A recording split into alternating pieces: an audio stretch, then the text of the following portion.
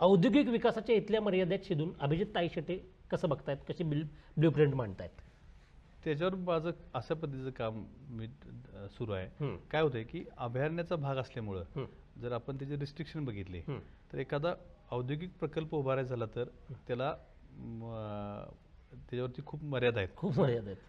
मग त्याला पर्यावरणपूरक आणि इथल्या लोकांना रोजगार मिळेल किंवा इथल्या लोकांना त्याचा उपयोग होईल. म्हणजे समजा शेतीवर आधारित एखादा प्रकल्प करायचा झाला किंवा अजून कुठल्या एखाद्या प्रॉडक्टवर आधारित समजा जर करायचा झाला तर आता अभयारण्याच्या परिसरामध्ये तर काय आपण हे निर्माण होऊ शकत नाही राधानगरीपर्यंत, परंतु पुढच्या बाजूला आमची खिंडेवरडीसारखा भाग आहे किंवा ही गुडाळ खिंडेवरडी हा जो परिसर आहे वरच्या बाजूचा, त्या ठिकाणी समजा एखादा प्रकल्प भविष्यामध्ये काय उभा करता आला की ज्याचा उपयोग स्थानिक लोकांना मग तिथल्या परिसरामधल्या तरुणांना रोजगारासाठी काही तिथं संधी निर्माण झाल्या तर तो भविष्यामध्ये आता आज प्रश्न आहे की कुठल्या प्रॉडक्टवर काम करायचं किंवा कुठल्या गोष्टीवर काम करायचं, परंतु आमचा त्याच्यावर हे सुरू आहे की बाबा एखादा प्रकल्प जो सुरू केला चांगला चालला तो भविष्यकालीन दीर्घकालीन त्याचा लोकांना रोजगारासाठी त्याचा उपयोग झाला, अशा पद्धतीचं आम्हाला भविष्यात त्यामध्ये काम करायचं आहे.